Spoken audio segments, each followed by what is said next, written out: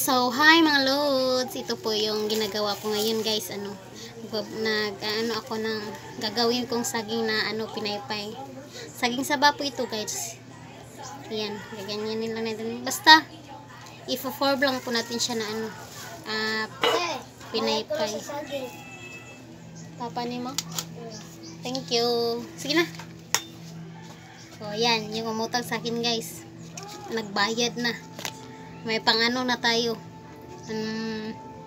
Basta kung sa Bisaya, may pang-puhunan na tayo ulit.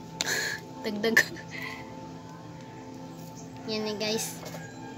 So, ganituhin lang natin siya ito. Yan. Yan. Tapos, ganyan lang po siya, guys. Lulutuin ko na ito mamaya. Tapos, ilalako ko po siya sa aming mga kapitbahay namin dito. Madali rin naman itong mauubos kasi alam mo na, pag mga kapitbahay, di mo talaga may iwasan yung uutang, yung mga ganyan. Pero okay lang naman kasi nagbabayad naman sila eh. Wala tayong magagawa ganyan ng buhay. Mas masaya kapag may utang. Yee! Babush!